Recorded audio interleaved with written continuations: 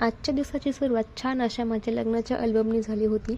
आणि ओवी ते मला म्हणत होते की मी कुठेच नाही आहे, म्हणजे सगळे आहेत, मम्मी बाबा आहे, मावशी आजी आहे, मामा आहे, पण मी इथे कुठेच नाही आहे, तू किती क्यूट दिसते असे ते मला म्हणत होती. त्यानंतर बाप्पूने तिला लसूण शेव आणली होती की तिला खूप आवडती, ती कडची छान असते, टेस्टी असते.